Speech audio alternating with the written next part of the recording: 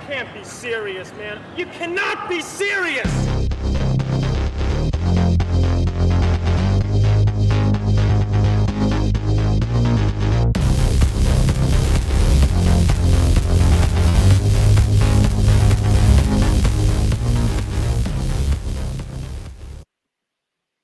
All right. It is another edition of Sirius Sports. I'm Robert Phoenix. I got my man, the dog father, Mr. Sirius himself, Al Dog. What's going on, brother? Hanging out, man. It's going to be an awesome show. Excited to be here. We got some fun topics. I have some funny things to show you. I got a new segment I'm premiering, so I'm excited about that. So let's get serious. Let's get serious. So just to give you guys an idea as to how much we listen to you, somebody said, it'd be really great if Al had his own segment. So I said, yeah, let's do something. So we're going to do, Al is going to be doing Sirius transmissions. We got about a 3-minute segment where we're just going to uncork the dog man, and he's going to let it rip for about 3 minutes. And we're going to debut that tonight. But, we decided we're going to go with kind of the matching background tonight. Now, we did not get together and say, hey, you're going to wear black and I'm going to wear black, but we're going to take it on tonight. And we decided that we're going to be kind of the Sirius Sports version of a boy band, and we're going to call ourselves Willy Vanilli tonight. So we are it's kind of like we're punk rock though, dude. We're kind of a boy band, but we're kind of punk rock in a way because nobody's doing a sports astrology show and beyond. Nobody's willing to take that step beyond, and nobody's willing to mix sports and astrology at this level with so many different X factors. I was being a little humorous, just trying to be a little humorous. Okay, yeah. But if we that I'm against boy bands, I think boy bands are pretty cool. I fucking hate boy bands. But this way we can kind of be ironic and self-effacing. Draft punks. Oh, Kelly, that is awesome. I love that. Kelly draft coming punks. in. Okay. Like Daft Punk, draft. Kelly's excited. Alabama's kicking ass. I mean, that freaking game Saturday was insane. So I bet Kelly's pretty happy about that. Here's my guy, Vince. Love Vince. Vince comes in back in black. I got to break it to you though, dude. This is like dark blue. So it's showing up black on the screen, but black and blue, like a cop drama. Black and blue. We got the young rookie cop. We got the cop. That was a Rolling Stones record. So were you spitting some rap lyrics there, Al? No, I was just thinking about like as a duo, we could be like a cop duo. You would be the chief. I would be this renegade seeking justice. You know what I mean? Yeah. So I could be like kind of the old guy, like the guys, been on the streets for a while, and you're like the young renegade guy. I like it. And I'm trying to like take justice into my own hands by my own rules. And you're like, no, that's not how we do it. Black and blues. Yes. Kelly said, yes, sir. Roll Tide. Look at this. Jeff is digging the new setup. What's up, Jeff? He's in on it. Radiant Rabbit. Woo, ha ha. Love it. Yeah. Nice. So we're trying to up our game here. Yes. Over on Sirius Sports. So we had a big weekend. Do you want to start with the NFL? Do you want to do an NFL recap? Or you want to do a college football recap as we get in here? Well, I consider myself the college football anchor on this network. So we'll start with college football. Just a brief recap. Michigan won against Ohio State. That was the big story. Without Jim Harbaugh, beat Ohio State. Incredible game. Interesting team. They're a running powerhouse. They got Iowa coming up in the Big Ten championship game. That's going to be insane. We have an insane weekend of college football coming up because there's a lot of undefeated teams playing in their conference title game. We have a lot of one-loss teams that are also playing. So we got Oregon, Washington this upcoming week. Colorado, as we talk about every week, they lost to end their season. They're back. And I said that Shedeur was not going to play. Right, and he didn't. He didn't play. I knew that. And the backup quarterback played great. And get this, he only got sacked twice. And isn't that interesting? It's really interesting because when I watched that kid play, I realized Shedeur kind of sucks, or he's overrated or something, because he takes like 5 sacks a game. That kid got sacked twice. He was getting the ball out. He was making passes. So, and speaking of Colorado, I mean, they've just been littered with decommitments this week. Big time players, 4-star recruits saying they're going to go, and then all of a sudden decommitting this past week. right? Quarterbacks are decommitting. Right. I'll make it real easy. Yeah. The line wanted to block for the quarterback. Okay. That's what it You're- is. Yeah. I can see that. The line I wanted to mean, block for the quarterback. that whole deal, it's Shador, Shiloh, and Travis Hunter's team. And everybody else plays sort of a supporting role where you have these guys making a ton of money and everybody else is kind of in the background for the most part. But I think Texas won. That's yeah. my team. Yeah. I'm still pulling for Texas. That's my long-term bet. Georgia kicked ass. I mean, it's going to be a lot of fun, man. We got a lot of fun college football left. But those are pretty much the big stories as of now. Just, Florida State's still undefeated. Washington is still undefeated. Friday night, we got Washington versus Oregon. That's going to be incredible. In the Pac-12 championship game. That game is going to determine who's in the Final Four of the 4 teams that'll play for the championship, right? Correct. Yeah, a lot of these games will. Like for example, Louisville and Florida State plays. If Florida State remains undefeated with their starting quarterback out, they will be there if they're undefeated. Alabama, for example, they have a great opportunity to play Georgia and win. Georgia's undefeated.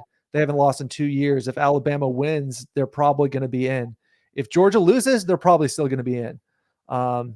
Michigan, they're in a good position right now. Washington, if Washington beats Oregon, they're in.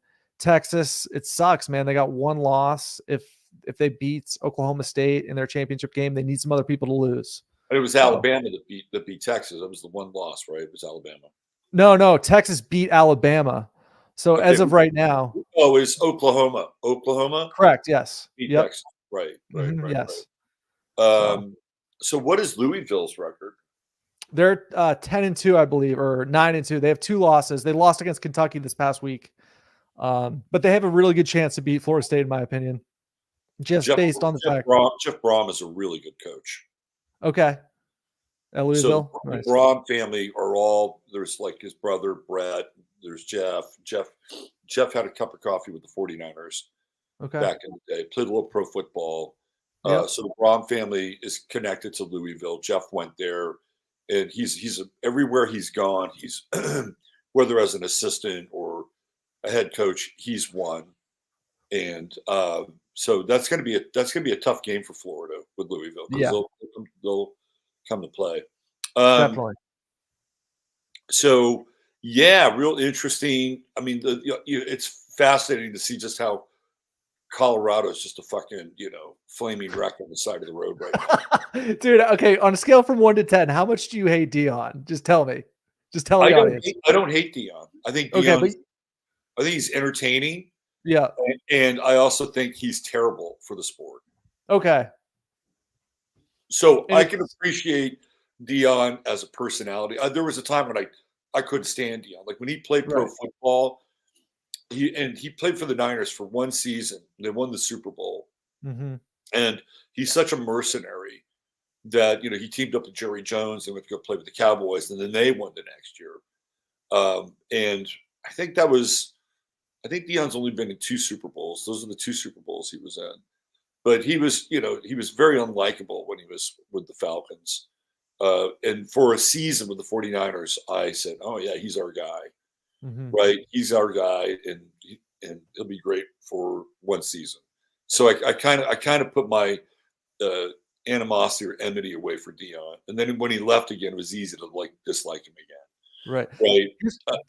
Dude, here's what's really interesting. Like what you're saying right now, you have to imagine that recruiters from other universities are saying the same exact thing. Well, they're telling their kids they'll be gone in 2 years. Exactly. So it's like, I feel like if Robert Phoenix was a recruiter for the University of Missouri and you were approaching me, let's say I want to go to the University of Colorado, and you tell me these things that are all true, there's a clear pattern of behavior here. I'm thinking to myself, oh my God, I'm going to decommit. I'd be better off at Missouri. I'd be better off at, a litany of other schools. Right. Yeah. I think it's interesting that 3 of he's got 3 big name commits right now. And out of those 3, 2 of them, their position is athlete. Well, right? that's interesting that you say that because those guys have decommitted. Specifically, this kid from Georgia, he was a 4-star athlete, decommitted. There's another kid, I think his name is Aaron Butler out of California. He has not decommitted yet, but he's liking a lot of posts from other universities, which is a strange behavior. Yeah, And Dion himself is rather realistic about the situation because he's had a quote where he said, "Hey, these kids aren't loyal to their own girlfriends. They're not going to be loyal to any school." So he is aware that it's a dog-eat-dog world out there.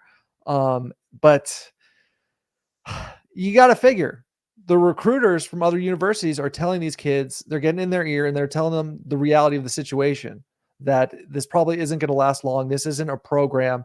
Let's say I'm a recruiter at the University of Oregon. I'm going to say, hey, we kicked their ass this year. We're 10 years ahead of those guys. Okay. Literally. So even if Dion stays for 10 years, which he's not, they're going to be catching up to us maybe in 10 years. Right. So Tondar, by the way, hi Tondar. Tondar's got a great comment here. Compare the resilience of a Michigan to the flaming dumpster of Dion's Colorado. Who would have your back for 4 years? Right. And here's the thing. Let's say Harbaugh leaves. Michigan is still there. The Michigan Wolverines are still there with or without Harbaugh. That's right. It's institutional, right? So we're talking about Right. institutional kind of legacy and resonance and all the huge. That's not to say that Colorado doesn't have big money boosters. They do, Right. right? But so does Michigan, and Mhm. and they have a really very deep alumni. So that's another point of all this as well.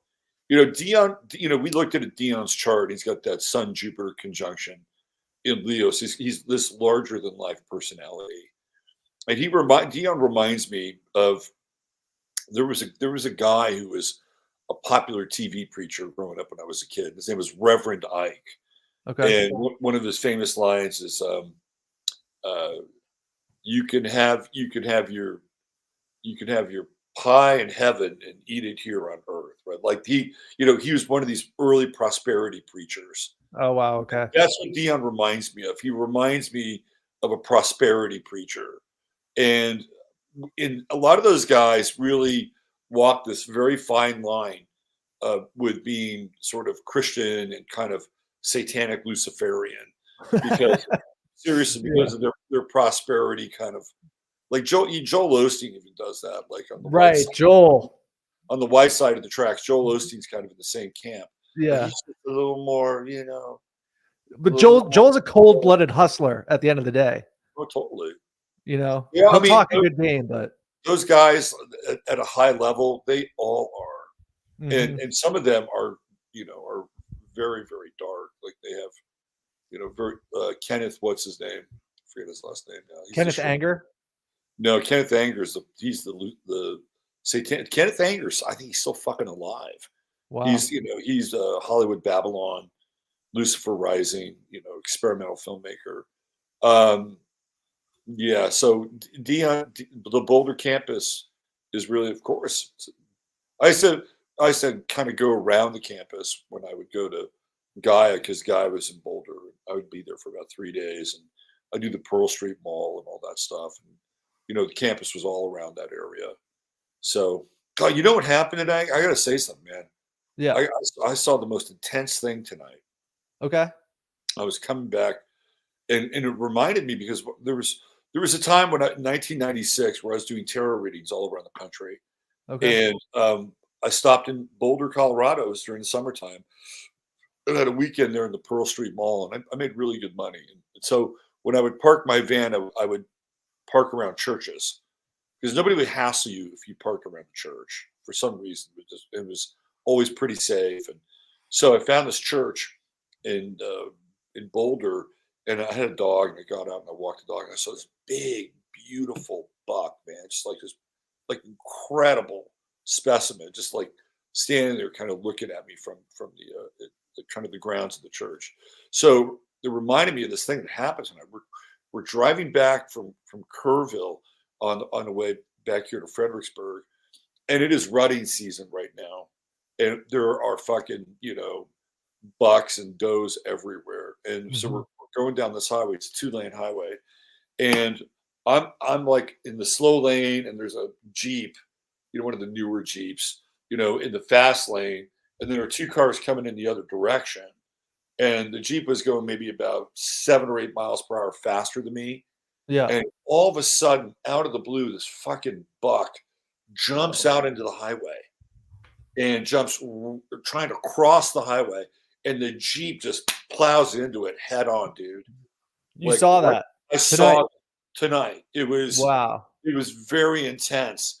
And then all this, plastic and all this shit from the front end of the Jeep just explodes. And it's like a bomb hit the front of this Jeep. And it comes down in front of us. We run over it. And then the Jeep is dragging this buck down the road for about 100 feet and finally pulls over. Oh. It was freaking traumatic, man. I've never seen anything like that happen before. My mother was sitting next to me. She totally freaked her out. Yeah. Right. But if I'd been going about 6 or 7 miles per hour faster, that would have been us.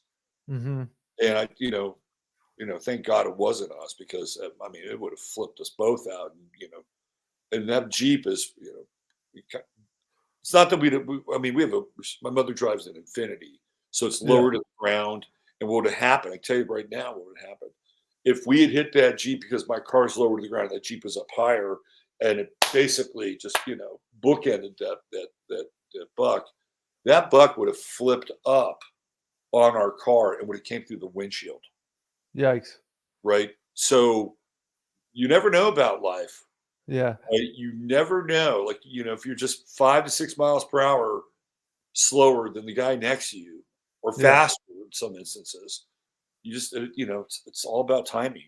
Want to hear the most Virgo thing ever? Sure. I pretty much go the speed limit.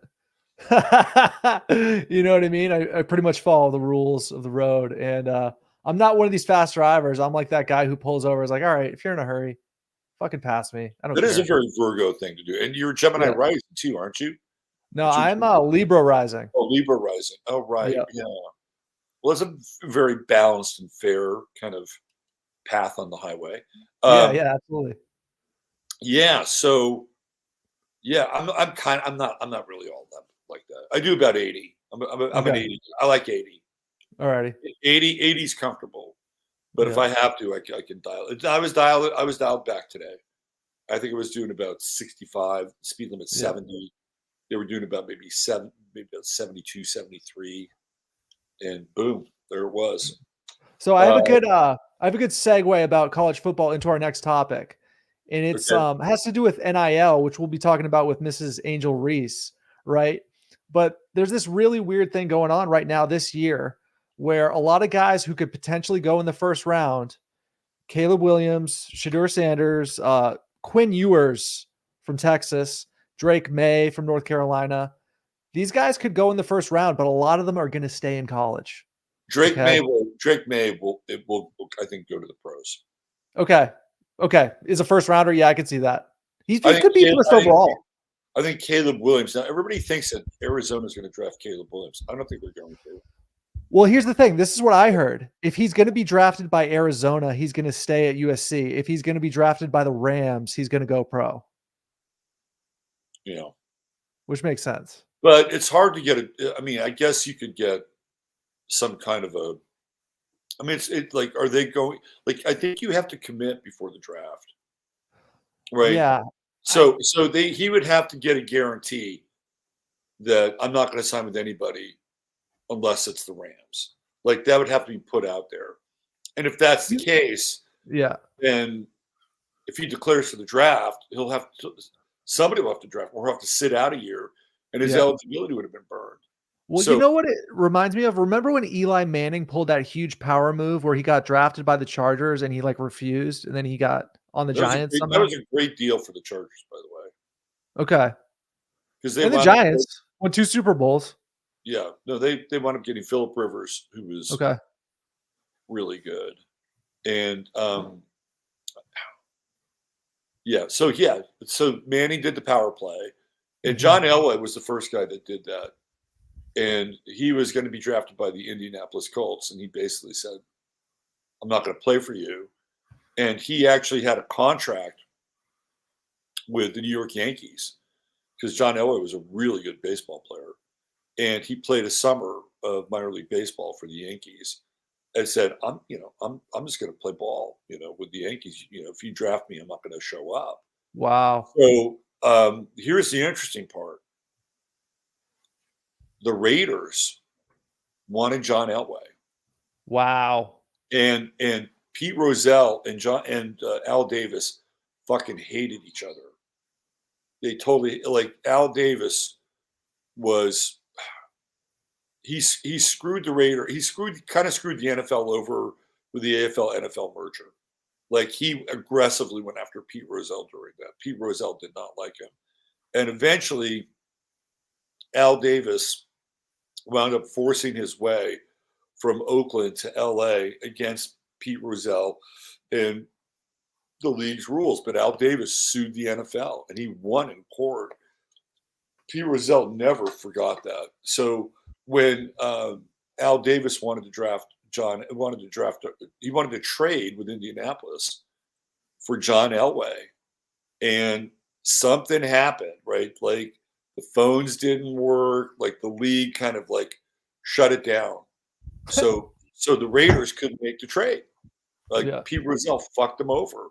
So then they had to make a trade with Denver, and they got Denver's first round pick, who turned out to be a guy by the name of Chris Hinton, who was actually a really good player. He was a Pro Bowl tackle, and they got some other draft capital. But that's how that whole thing was set up, right? And so the Raiders, so Al Davis loved John Elway, played at Stanford just down the road, loved the big arm, but Pete Rozelle fucked him over, and they weren't able to consummate the trade in the requisite amount of time that you're supposed to get a trade off, during the draft. So they got screwed. Wow. Yeah. That's wild. That's a shiesty move, man. Well, I mean, let's face it, pro football is, kind of filled with shiesty people. Yeah. But Pete Rozelle was actually a really good commissioner. We talked about him before. He made Joe Namath sell his nightclub in New York City because gangsters, mobsters would show up at Namath's club all the time. Yeah. Right. And Namath cried. I mean, by the way, are we going to talk about Namath tonight and this whole weird... That whole Namath thing later, just because it's so dark, it's like, you know what I mean? It's just so sad. Scorpio rising. I'll go there, right? Okay, you can go there. I'll comment here and there. We'll save it for later. For later. But for people that aren't aware, Joe Namath has his name has come up. And it's kind of interesting because the retrograde planets right now, like Uranus and Neptune and Pluto, all the outer planets are retrograde. Pluto's direct. I take that back. So Neptune and Uranus. I think this started to happen when Saturn might have still been retrograde. Okay. And Namath had a football camp. Like, a lot of these guys have football camps. Right. But there's this guy now who has come out. I think the guy's around my age.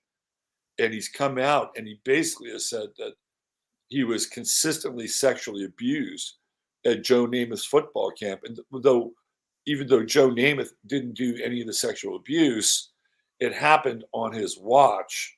And the guy is convinced that Joe Namath knew what was going on. And he's now suing Joe Namath? Well, I'm not sure he's suing, but he's talking about it. Okay. And he's there's a name attached to his face and everything, right? Uh-huh. And so when we talk a little bit more about it, and I'll show the picture of the guy with the kid, the guy looks like a total fucking pedophile. Yeah. I mean, he's got that weird vibe about him. So we'll talk about that later. And it's a pretty dark subject, and you won't hear about that, by the way, on many sports shows. Yeah. They will leave it alone. Right. And it relates to Scorpio rising because it's like the truth is coming out, or how does it relate to Scorpio rising? Or Scorpio? Well, I don't know. No, I'm a Scorpio rising, so I'm not afraid to go there. Like, okay. Right? Yeah. Okay. Yeah. So what do we have here? Joe Namath, May 31st. He's a Gemini. Joe Namath's a Gemini. Like me, different year. He is so weird. He's an odd guy. May 31st is an interesting day. It's also Clint Eastwood's birthday, and Brooke Shields and Walt Whitman.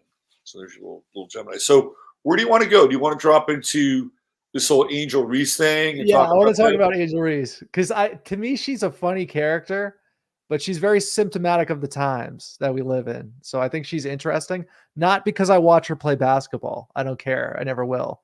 But she's kind of emerged on the scene last year during the NCAA women's tournament where she had this rivalry with a white girl named Caitlin Clark. And Caitlin Clark is incredible too. She's an amazing basketball player. And they were kind of talking trash back and forth. Then all of a sudden, Angel Reese became this sort of ghetto superstar, if you will. And she became very famous because she's like a 6 out of 10. Okay. I mean, she's on, she's kind of cute, a little cute, not my type, but she's probably a 6, right? So she's very, very popular among certain demographics. Depends on the angle. If you right. catch I mean, her at the right angle, mainly from the waist down, she's really good looking. No, I'm just kidding. No, if you catch her, Rising went there. Right. If you catch her at the right angle, she can look attractive. Right. She's not bad looking, but like to if you're a big black athlete, she's probably really hot. You know what I mean? So she's popular amongst a certain demographic. And the fact that she plays basketball, it's like, she got very, very popular. She's a big name. So she's got millions of followers. She's making, dance video content, right? So she's kind of viral, right? But what she isn't is a basketball player right now. Right. So so here's where we want to go with this. We want to talk about, in some ways, how NIL doesn't work and how NIL does work, because we're also going to compare and contrast her with Olivia Dunne, who also goes to LSU. Yeah. And is also huge with NIL. Right. And their paths and what's interesting about the two of them is they're both ruled by Venus. And Angel Reese is a Taurus. By planet only, most of her planets are she's a Gemini mess, to be honest with you. Okay. But so she's ruled by Taurus, and Olivia Dunne is ruled by Libra. So we're talking two aspects of Venus in terms of these two young women.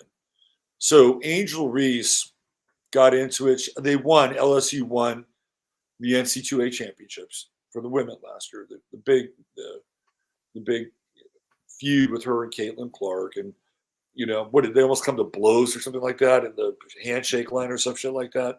Just not ladylike behavior, right? Just very. I'm going to send you a picture of Angel Reese and Olivia Dunne on the Sports Illustrated cover, just so people know what we're talking about. I got it. I can dial that up. Don't worry about it. Okay. So, all right. So before I get into Angel Reese's chart, let me show you this. I don't know if you've seen this. So here, let me fill people in now. Angel Reese is not playing. Like, they went to this big tournament, I think in the Bahamas, right? And she didn't show up there. I think she was kind of benched for a while early in the season. Kim Mulkey, who was the coach, decided to be a coach. Guess what? I'm going to be a coach. You're not playing well. Your head is in other places. You're not playing team basketball. I'm going to bench you. So guess what she did? She said, well, fuck that. She's got all this NIL money, right? And we're talking millions, right? Millions. I'm gonna bring up her the list of her sponsors. Yeah. And it'll flip your wig. So now she's been suspended. She's like, officially suspended from the team because she just hasn't been showing up. Now I saw this, and I want to show you this. And I've also heard rumors that she's struggling to maintain a 2.0 GPA. Well, imagine that. So Angel Reese uses Deion Sanders' message. This loops right back to Dion. In LSU feud, you can't break me. That is a line from Deion Sanders. You can't break me. Huh. So Deion Sanders is setting the bar here with Angel Reese. Right, it's not like some other coach, which his line, might be very different, which would be, I'm not bigger than the team, or, there's no I in team, or whatever whatever you want to use. No, she's using a Deion Sanders quote. So here she is at the club, There's Shiloh, That's Shador. Shador. Is Yeah, that Shador? That's the that number is 2. Shador. Yeah, Right? Two. yeah, So there she is, right? yeah. These are your faces for NIL right now. Right. And one of them is, well, he didn't play last week. But at least he was playing. Angel Reese, MIA. Look at me, Sanders said in the video for Taking from President.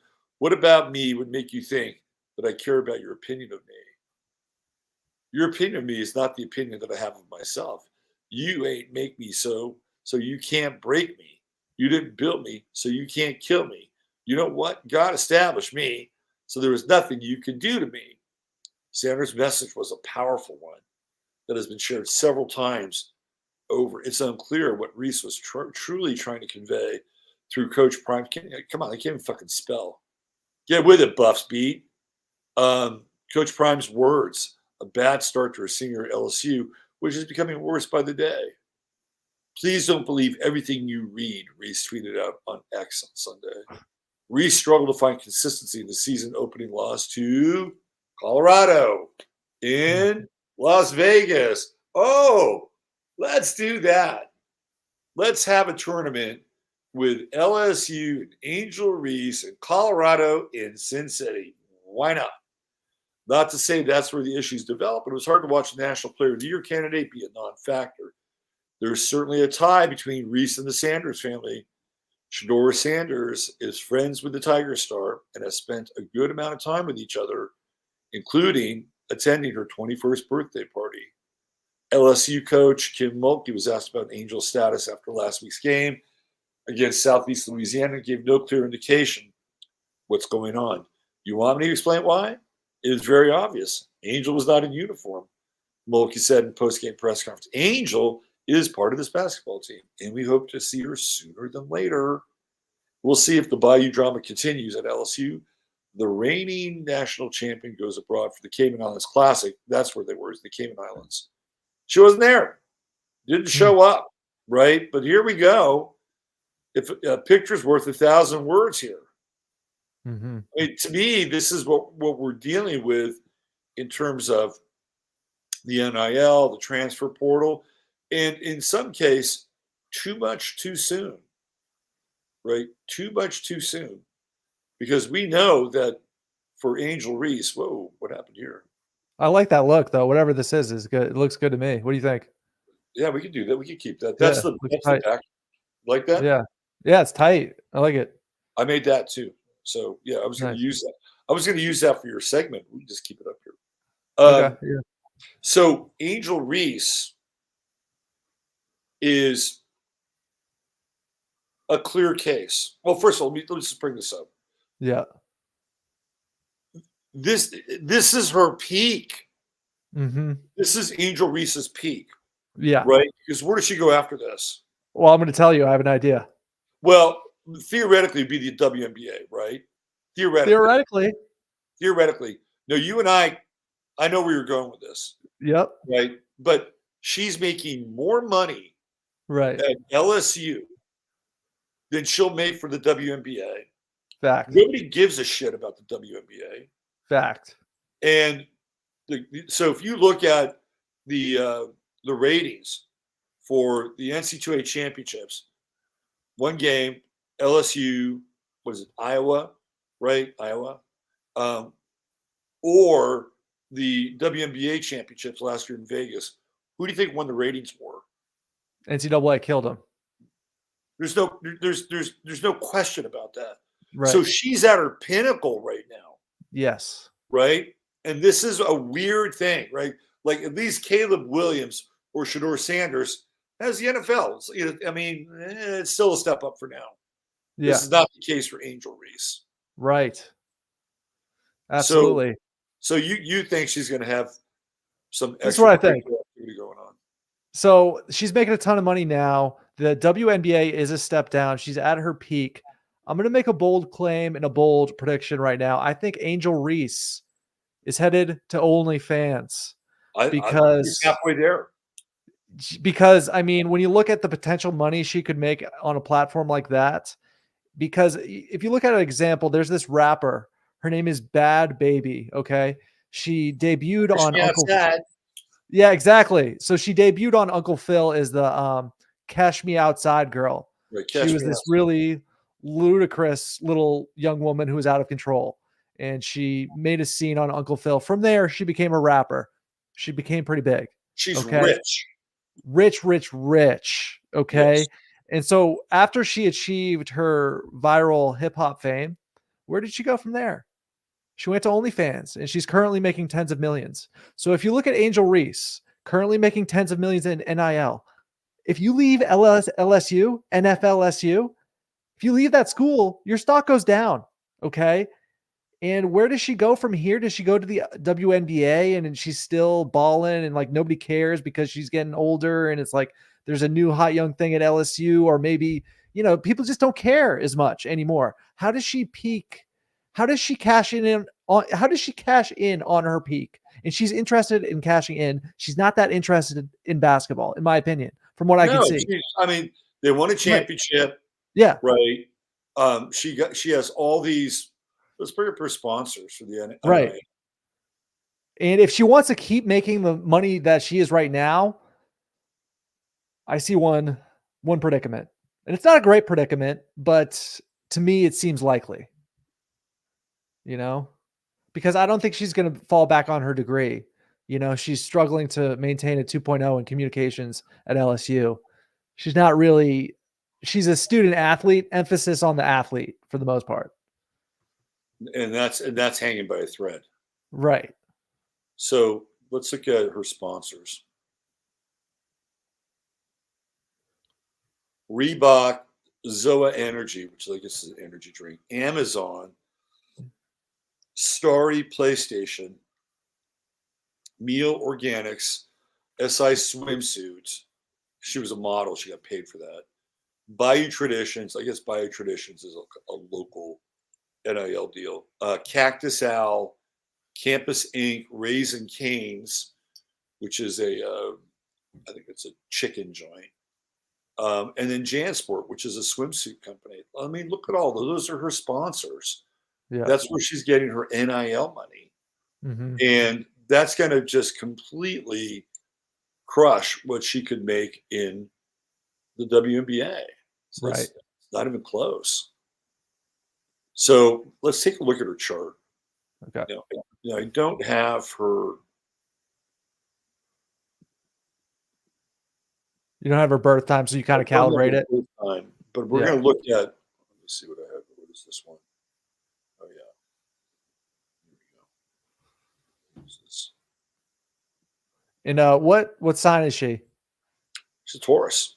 Okay. So her and Olivia Dunne are both ruled by Venus, but they're different, right? Libra is going to be more kind of intellectual, more aesthetic, a little headier, and Taurus is into money, man. Taurus is into material goods, right? That's what they're into. But she's a Gemini hot mess. Mm-hmm. When you look at her chart. So there she is on the cover of Sports Illustrated. I mean, you're getting a little under boob there. That's a little OnlyFanish, right? Mm-hmm, definitely. Heading in that direction. There she is. Yep. What she's doing there. It's ridiculous. Look at all this Libra. I mean, a Gemini. So there's her Taurus sun. And she's really undependable. So we're going to do a little astrology 101 here with that Sun Neptune square. She has Neptune in Aquarius, Sun in Taurus. She's undependable. When she gets paid, forget about it, man. She's going to flake out, and she's flaking out now. And she has Moon in Pisces, so she's going to be, a little moody, right? What's it doing? It's square in Mercury, square in Venus, square in Saturn, and it's all mutable signs. You don't know who you're going to get any given day with her. You just don't know who you're going to get. Mercury in Gemini, Venus in Gemini, Saturn in Gemini, Mars in Gemini, True Note in Gemini. She's a Gemini hot mess, man.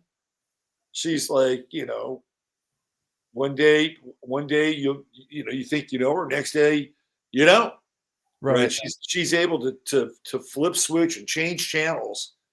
And some of the Gemini stuff is probably really good in terms of her athletic ability, right? She's got Mars conjunct the true node, right? So she's going to be, and it's in Gemini, so she's going to be fast, right? Gemini's fast.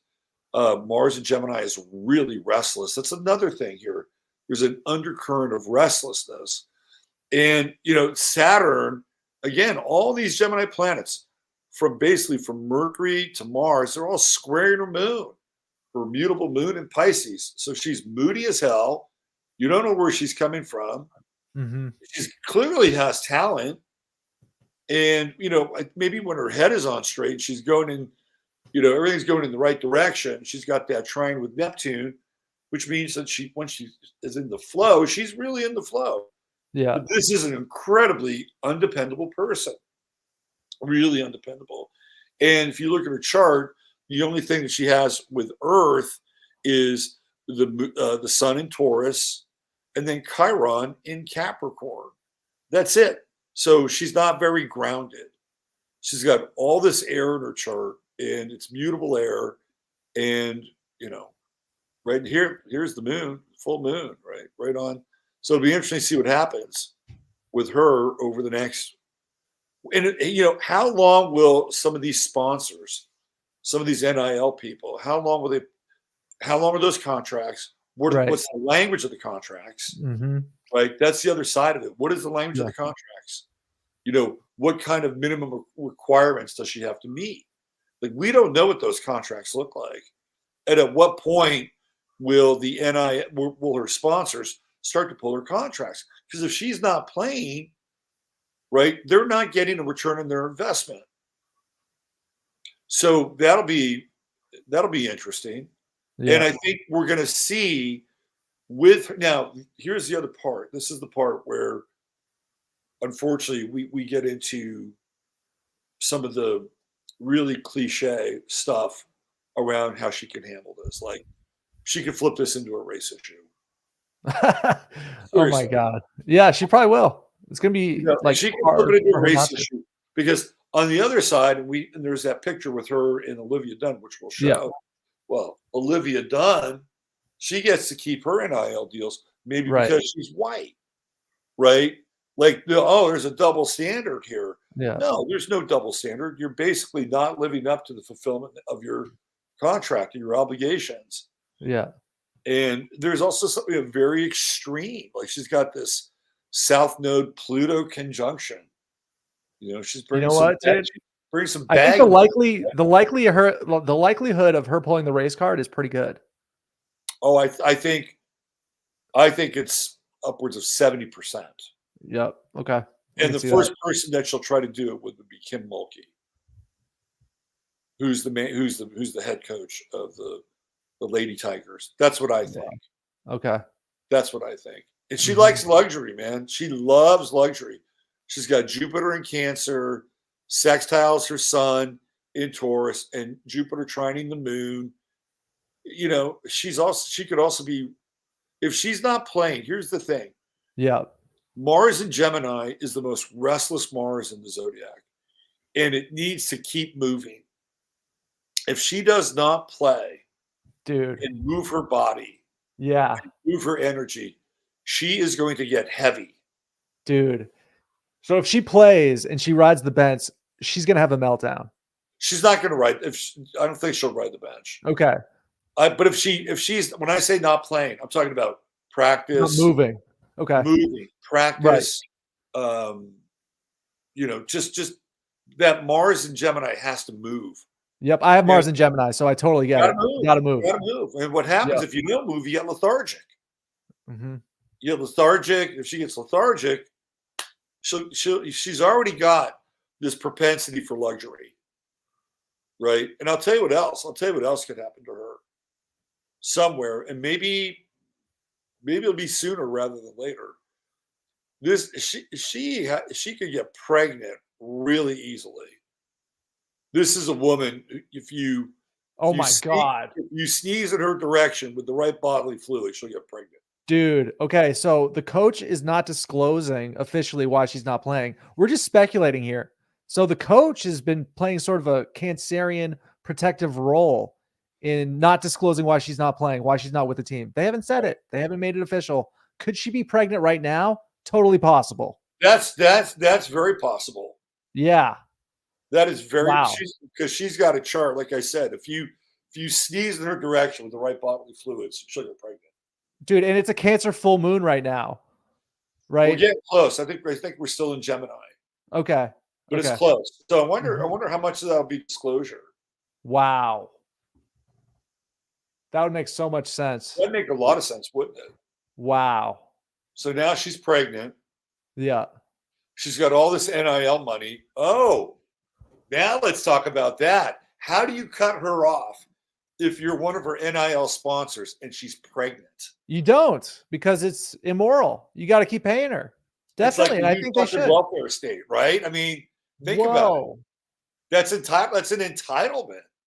You can't cut her off. Oh, You can't. JanSport is thinking, oh, well, maybe we can find a swimsuit for her when she's pregnant. Right? They're like, oh. They probably will. They probably will. Wow. All right. You know what'd be crazy? This is where it gets a little crazier. Okay, let's say she is pregnant and she kind of redshirts this year, if you will. She has another year of eligibility. If she doesn't play this year at all, right? She could come back and still hoop and still get these endorsements. Body changes. The body changes. Okay. When a woman has a child, I'm not saying she can't. When a woman has a child, her body changes. Uh-huh. And, I mean, like, first of all, her boobs are going to get way bigger, right? And for some women, those will retract. For some women, it doesn't, though.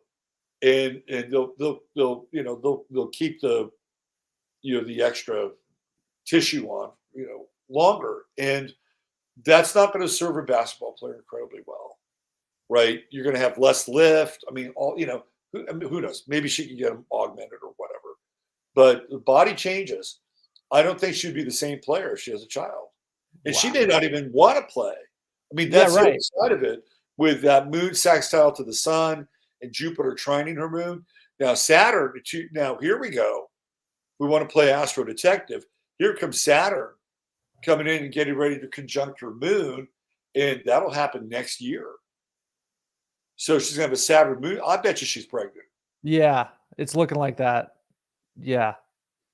I'd be surprised if she wasn't at this point, just after looking at the chart and what I'd be really surprised if she wasn't. Wow. I think we broke the news. Like, I think we're the first to report this, and I think we're right. Would that be interesting? It really would be, because, dude, we've had some good calls. I mean, we predicted the Aaron Rodgers injury thing. He's coming back mid-December, it looks like. Oh, man. What I want to do is just cut up some of these predictions and then, like, have those go viral, those, like, short little videos people do nowadays. Yeah. So. Yeah, we could do that. So if I was a betting man, you are a betting man. I am, yeah. And I bet sometimes, but I would bet on that. Yeah, that's a really good bet. Here, let's just do a quick search here. Let's see what the internet has to say about this. Two guys break the news of Angel Reese's pregnancy using astrology. Angel Reese pregnant, kicked off the team indefinitely. Whoa. Some people are talking about it. Right. And so she has a boyfriend that plays basketball at Florida State University. So maybe. Yeah. So in addition to the pregnancy rumors, fans have also shifted their focus to Reese's relationship with her boyfriend. A handful of internet detectives claim that Reese is pregnant with Karen Fletcher. There it is. She's pregnant, dude. Yeah. With that chart, she's pregnant.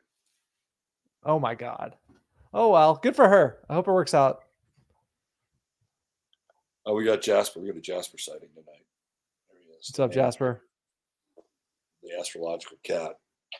He's from Lyra. He's not from Sirius. Nice. Right, Jasper. Yeah, let's up the likes a little bit.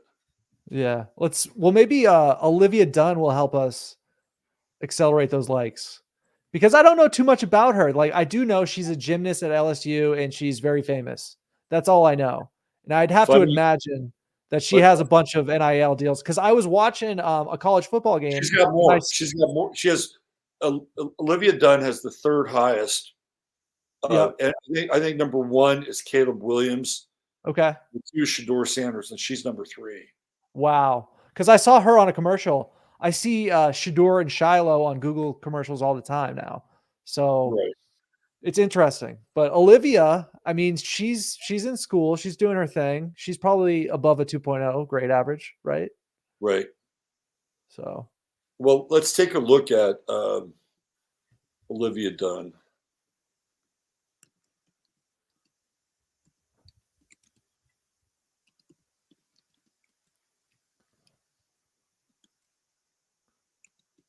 after this, I have something really funny to show you. Did you write your thing out? I have it all in my head. I'm not going to write it. I got it all planned out. All right. Okay, so let's do this. I guess this is an Instagram cover. All right. I got a really funny AI thing to show you at some point, because freaking Sports Illustrated, they came out with these like AI written articles, and I found one of them because I was reading it over the weekend, and it is so bad. It is so bad. Like a few hours before the show, there was a bunch of headlines about how Sports Illustrated is like embarrassed about their AI written articles. And I want to pull up one at some point because it's like hilarious. Okay. Look at you, Olivia. So outstanding. What's interesting is that neither of them are from Ellis or Louisiana. Mm-hmm.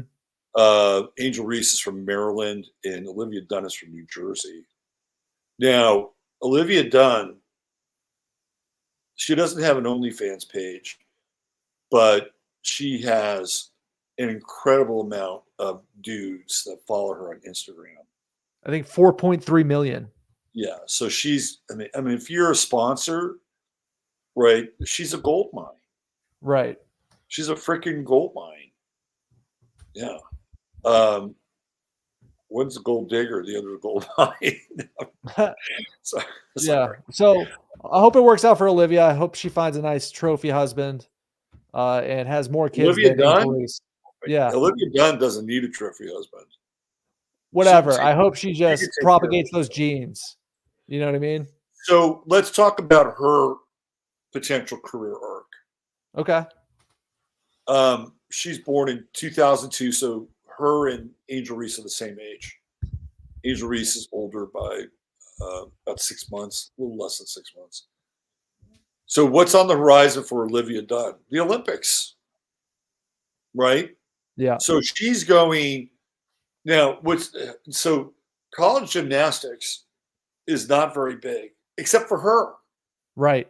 Right. She stands out because she's really cute. She's also a really good gymnast. Right. That's the other side of this. And so she hasn't even hit her peak. Angel Reese has hit her peak. Big time. She already peaked last year. She's peaked. Olivia Dunne has not hit her peak. Wait until she goes, provided she stays healthy, doesn't get injured. Right. She is going to make huge bank. Right. During the Olympics. Yes. Right. Olivia Dunne, she's 21 right now. By the time she's 24, she could be worth a couple of $100 million. You think so? Absolutely. Okay. You think, because I think about this, dude. I think about how Simone Biles got this huge media push when she was a gymnast in the Olympics. Olivia doesn't need that push because she's way cuter.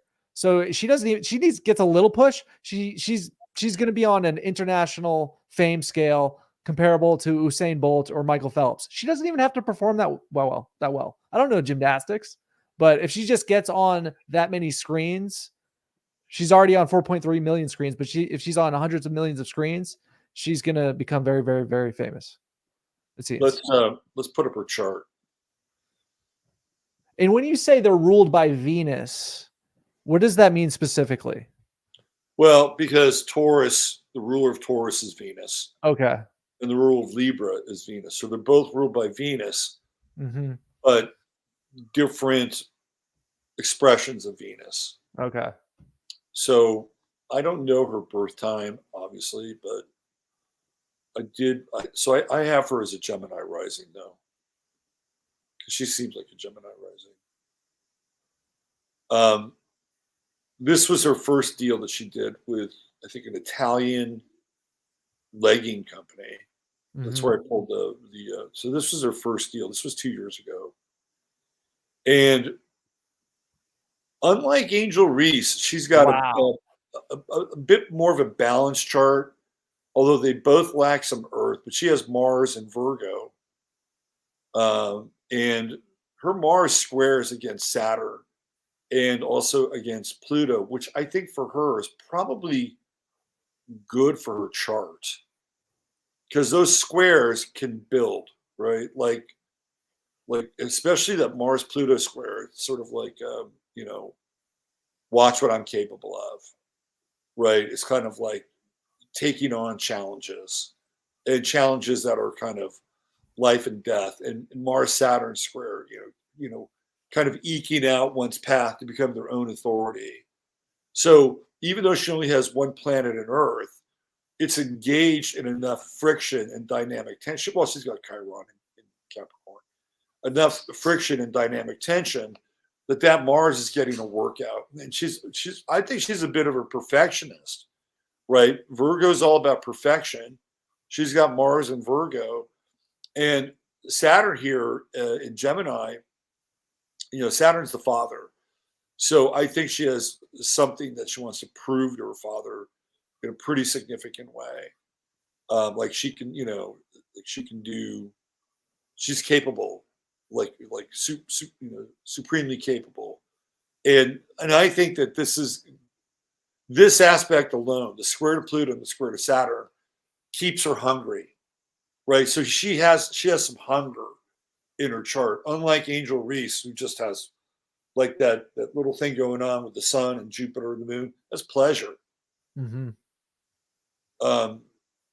She also has Venus in Scorpio, which is, very intense, right? Very, very intense. She's a heartbreaker with this Venus Neptune square, total heartbreaker. Moon in Leo, Jupiter in Leo. So she has charisma, like fire signs of charisma. So she has charisma. And I think that comes through. And, Libra is one of those, she's beautiful, right? She's really, she's got that symmetrical face, which Libras are known for. So she's really pretty, right? But Libras will often come off as being sort of nuanced and balanced and graceful. Well, she's getting a big dose of charisma sort of coming into her sun. So this is somebody who can be very charming, extremely charming. And she also has a creative side, Mercury trining Neptune, Sun trining Neptune. I think she has a pretty interesting chart.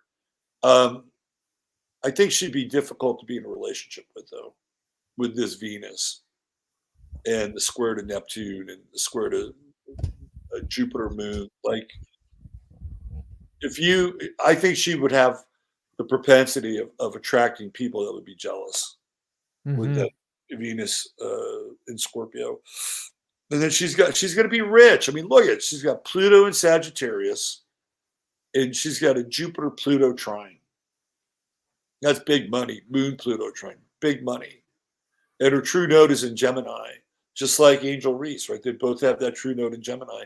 They both have that South Node Pluto conjunction in Sagittarius. So they're bringing something into this lifetime, this intensity and the propensity for really big resources. Pluto represents resources and other people's money, and they're tapping into it via athletics.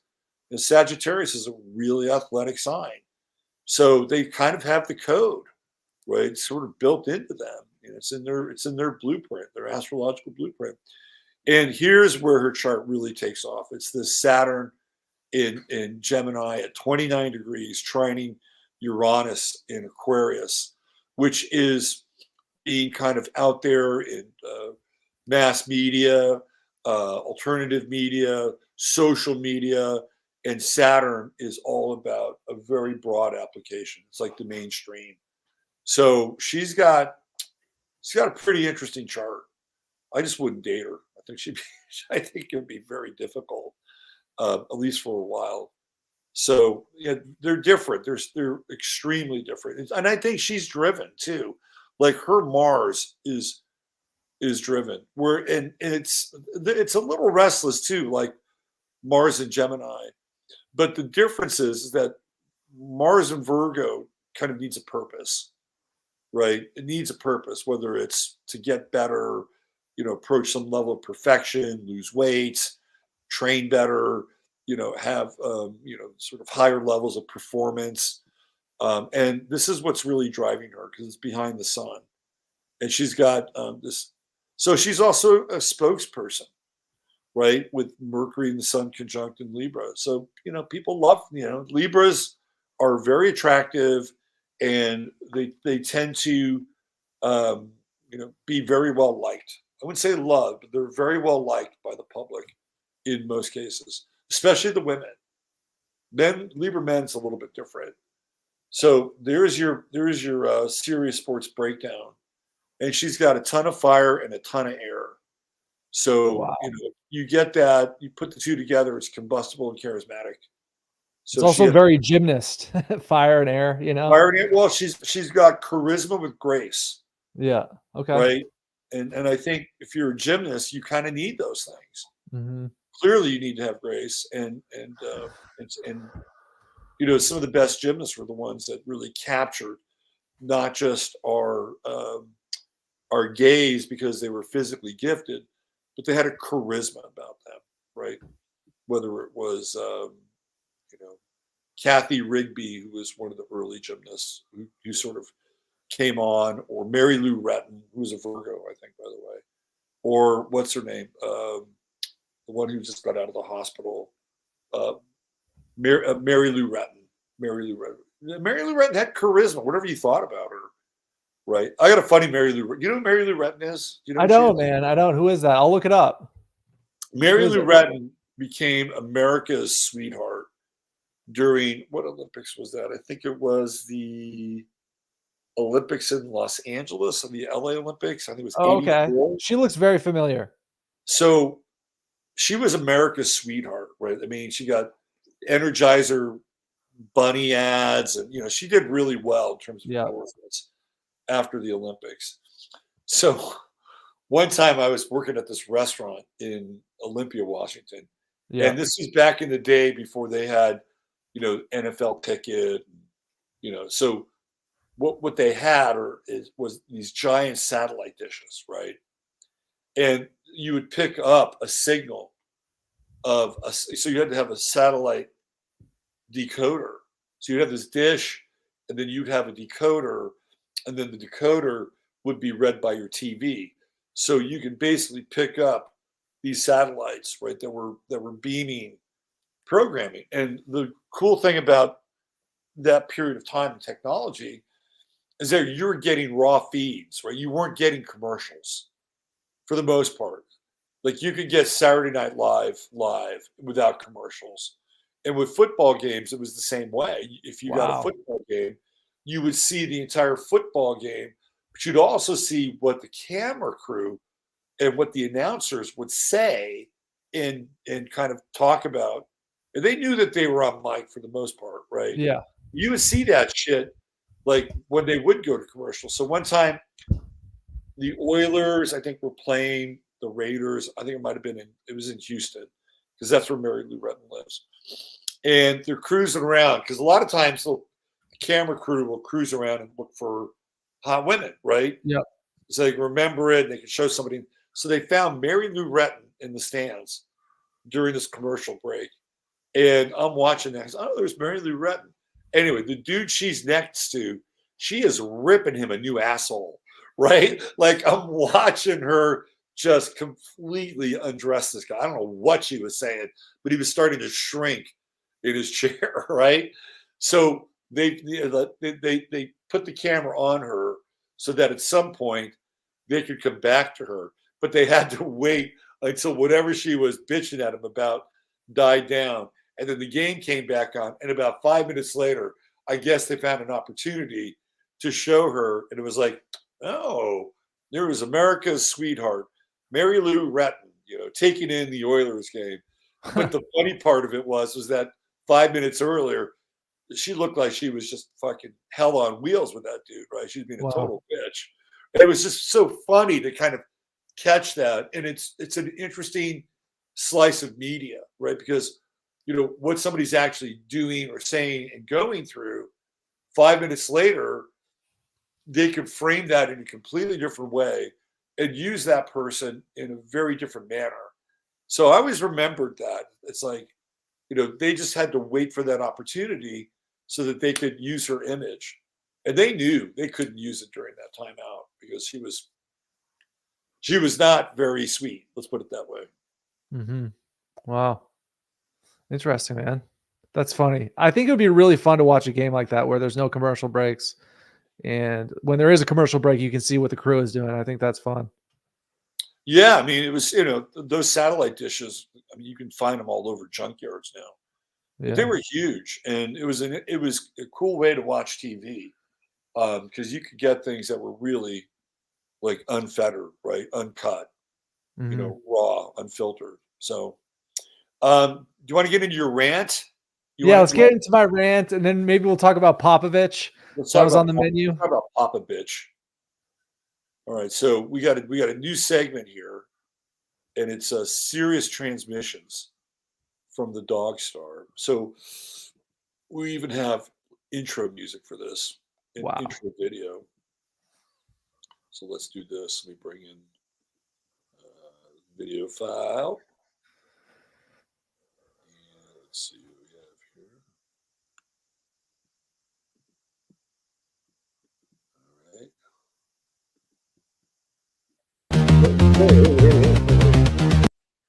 Hey. All right, here we go. We got to work on that transition. All right.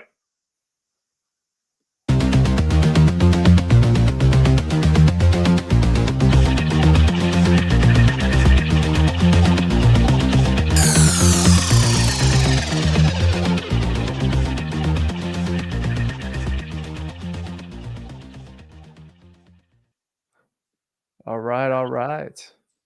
So is the camera on me right now? I'm trying to get it on you. I'm trying to get it on you. Let's try all right. This. No, let's see.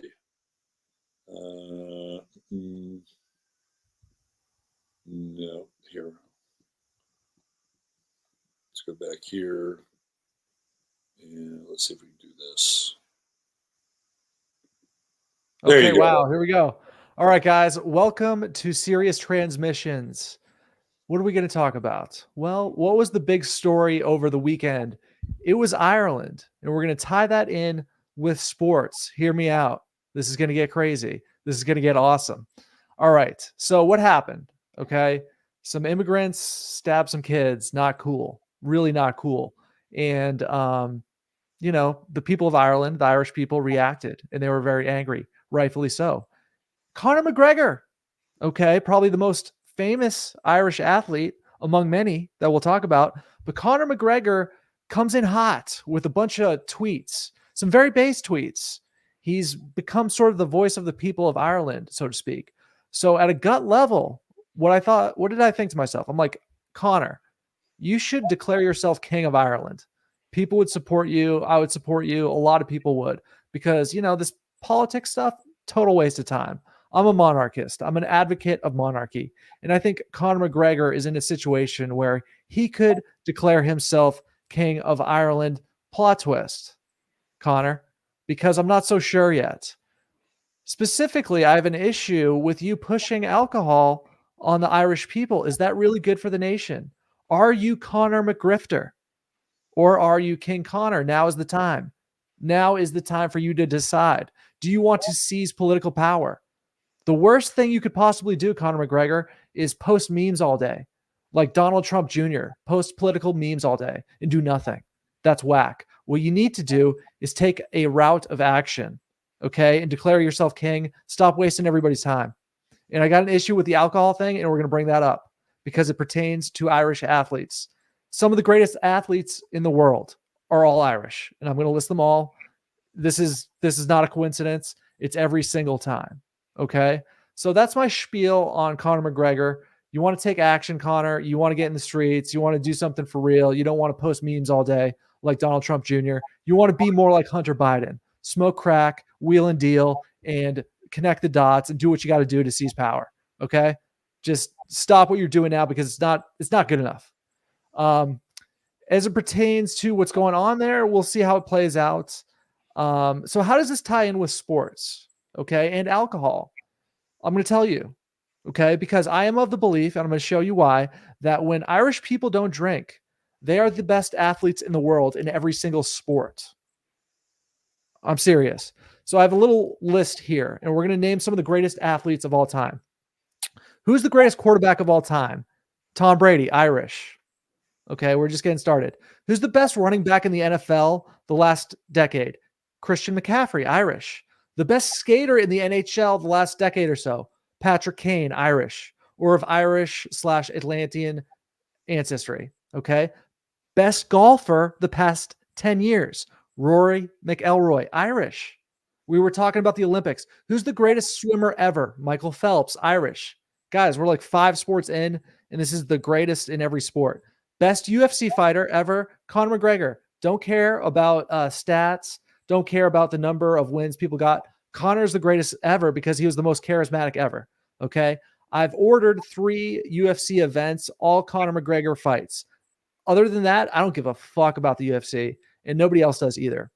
That's not true, but best heavyweight boxer, even though he lost, who cares? Tyson Fury, part Irish. He's like a Irish gypsy. Here's where it gets good. Who has the highest vertical leap in NBA combine history? One of the highest ever. My first cousin, Patrick Connaughton, Irish. He has his Irish citizenship. He's a dual citizen. Hot topic nowadays. Okay. There was rumors he was going to play for the Irish national basketball team. Okay. So he's one of the best athletes in the NBA, period. He was in the NBA dunk contest, NBA champion. Plot twist. He also throws a 98-mile-per-hour fastball. After basketball, he's going to go to the Major League Baseball. So that's one of the greatest athletes ever. My first cousin, Pat Connaughton. He's right up there with Dion, Michael Jordan. At the end of the day, he will be. Best skateboard. It gets crazier. Okay. Best skateboarder ever. Tony Hawk, Irish, had his wedding in Ireland. Okay. So we're talking about the greatest football player ever, the greatest skateboarder ever. It's all kind of a coincidence, isn't it? Right. The greatest surfer ever, Kelly Slater, Irish. Top 5 tennis great. He's on the intro, John McEnroe. Muhammad Ali, part Irish. Honorable mention, Nolan Ryan, John Elway.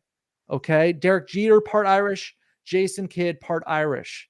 At a certain point, you have to realize that this isn't a coincidence. When Irish people don't drink alcohol, they're the greatest athletes in every single sport, as I just listed. From basketball to skateboarding to surfing, soccer, who cares, right?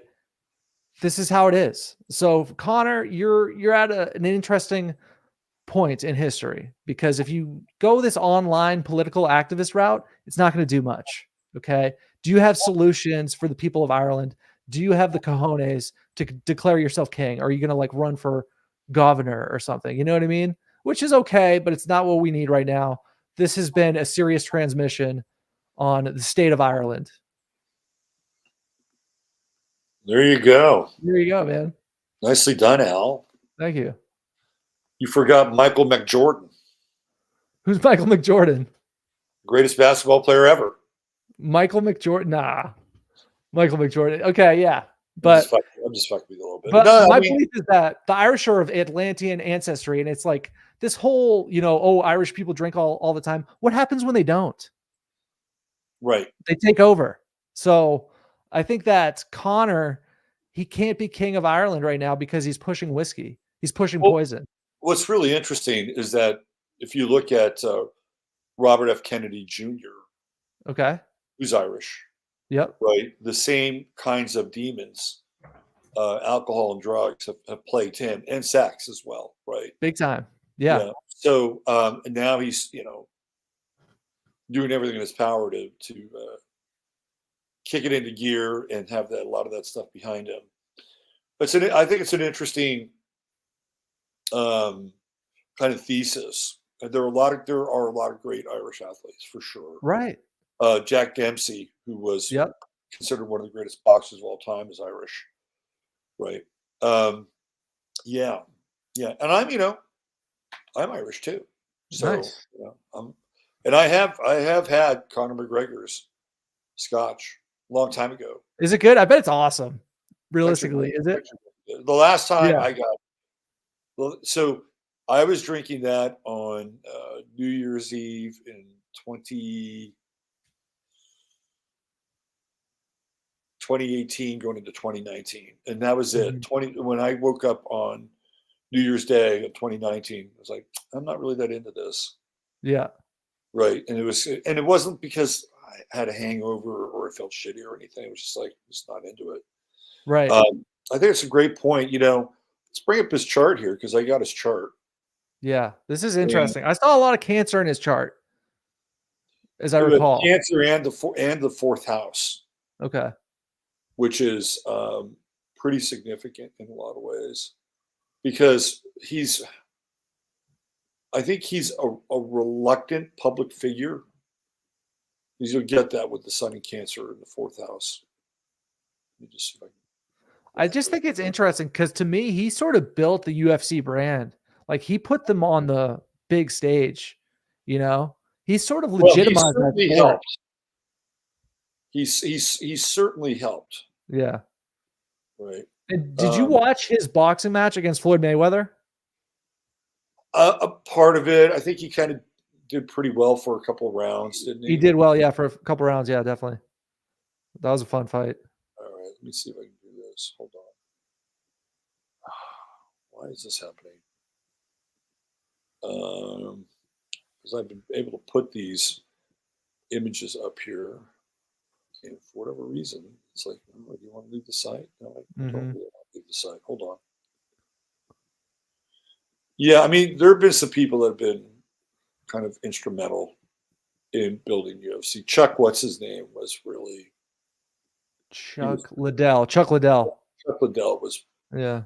He was pretty up there in terms of building UFC. Yeah, it was just interesting to see Conor sort of become more outspoken over the weekend. You know what I mean? Well, he told outspoken. He was telling people to burn the hotel down. Did he really say that? Absolutely. Oh wow. I mean, how much more like proactive do you want the guy to be? That's pretty proactive. I didn't know about that part. Gasoline in the matches. And here you go. God. This will put your money where your mouth is. Oh, geez. I didn't know that. That's hilarious. So if people don't know what we're talking about, there was a migrant who went on a stabbing spree in Ireland. And one of the people that was stabbed is like a little girl. And it was in a public square. She's in the hospital now. And she's close to death. And if she lives, she lost a lot of blood. So she, may have kind of, denied her brain clearly oxygen through the blood. So she may not be the same if she lives.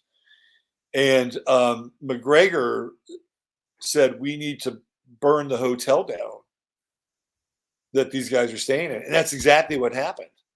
Wow. They burned the migrant hotel down. And then there was some interesting video with a confrontation with the guys who were, the law, right? They all showed up and had their riot gear on. The riot gear is really interesting. Like riot gear becomes much more sophisticated over time. And I was looking at their riot gear, and their riot gear was almost impenetrable in a lot of ways. From their helmets, kind of around their necks, and wearing Kevlar and boots, and they were not easy targets. And they had those clear shields they're able to hold up and look through with their riot sticks. And these guys are just spitting epithets at them, right? They're like just saying, you fucking traitors, and it's like you shouldn't have any problem with Well, they're not the ones giving us problems, meaning the Right. political migrants. Like, you're the ones that are giving us problems. Mm-hmm. And, it's really heartbreaking to see that, right? And, and Ireland has a history of this, between the Protestants and the Catholics and the English and the Irish. So they've been they're used to kind of being a house divided, but it hasn't been for a while. But now it looks like it's getting ready to be a house divided again, where you're going to have people who are anti-immigration and people that are pro-immigration. So Conor McGregor exhorted that these guys burn down the hotel. Conor McGregor's got Mars and Aries. Ooh. He's Okay. got Mars and Aries, and he's got a Ceres conjuncting Mars. So he has to nurture his expression, his Mars expression. 0 degrees, it's the first degree of the zodiac. Guy's got fucking intense Mars. Now, I would agree with you. He's got that Neptune square. If he should, no drinking. And I've heard some bad stories about him, by the way, in bars. Okay. Where he has, like, he has been drunk and he punched out some poor sot at the bar who kind of, gave him some lip. Like, Conor McGregor would kill the fucking guy. Right? You would kill him. Mm-hmm. You don't have to punch some dude in a bar. Right. What is the point of that? Right. So he's got that Mars Neptune square. I'm in complete agreement with you there. This guy should give up on the booze. Yeah. And sell his brand. And I like the fact you're basically telling him, hey, if you really believe this, fucking get serious, right? And what's interesting is he has a Jupiter conjunct Algol in his chart in Taurus. And what was I talking about? I was talking about the little girl that got stabbed. She got stabbed in the neck, right? Which is a very Algol thing. And what's it doing? Activating his Mars. Whoa. So, yeah, I think it's interesting. And his Venus is really trippy. So his Venus is what we call singleton, right? So let me see if I can make this a little bit bigger. So if we go down here, we look at the grid, like, there's Venus. What's it doing? It's not really doing anything except here. Is that a biquintile? That might be where's Pluto? Where's Pluto? Yeah, that's a biquintile. So he's got a Venus biquintile, but he's got Venus in Gemini. So Gemini seems to be a bit of a theme here tonight in the show. But it's doing nothing in his chart, right? And so singletons are aspects that stand out. So one of the things that I think McGregor has been known for is at times, like, how do I say this? Venus in Gemini is shifty, right? It's shifty. It has a lot of movement, a lot of back and forth. So footwork with somebody who's Venus in Gemini would be very good. And he would be known for his speed, right? Gemini has a lot to do with speed.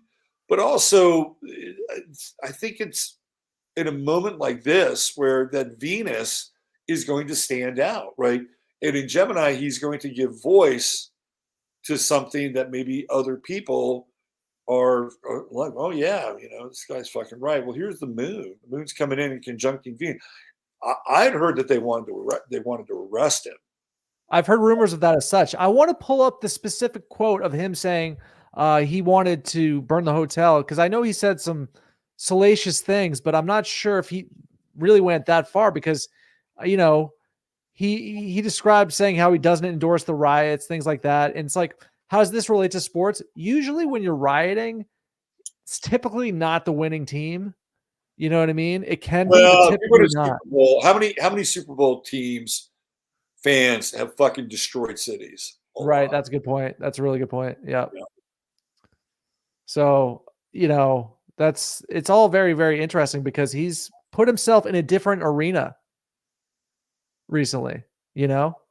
It'll be interesting to see how this goes, because he's got that Mercury conjunction with in Cancer with Chiron. And, Cancer's like the voice of the people, right? Yeah. So he's got that. And he's got that trine with Pluto. So what he says has an impact. Big time, yeah. It really has an impact. And he's got, look at all three of these: Juno, Mercury, Chiron, all at the early degrees of Cancer. So it's going to be interesting. Let's clock him over the next 48 hours and see what emerges with Conor McGregor as this moon comes in off of this event, right? Yeah. Off of this event coming in conjuncting all three of these planets at 2 degrees and opposing Saturn, Uranus, and Neptune, which are in very, very different signs. You know, Saturn in Sagittarius, Uranus in Sagittarius, and then Neptune, of course, in Capricorn. So this is going to be interesting next 48 hours. So we can come back next week and talk about this. He's also born on a new moon. And people that are new, and again, it's in Cancer. So, that reservoir of emotion has to build up. Right. And so one of the things that he could be absolutely tremendous at, and I think we saw when he was on, because there was there was a period of time where he got into like this beef with this guy. Who was the guy? MMA guy. And the guy wound up like kicking his ass. And it was like, that was one time McGregor probably should have taken a bit of a different tack. But he has this interesting ability to build up emotion, right? Like a reservoir of emotion. And he's got that trine with Mars, and he can really kind of punch it and hit it with that trine. Yeah, so, it just screams fight promotion to me, and he was so good at that. But even when he would hit you, like with that Mars and Aries, if he hit, like some people hit you or kick you, but he would hit you and kick you if. And the thing with Cancer is like Cancer is an interesting sign because it's very cyclical.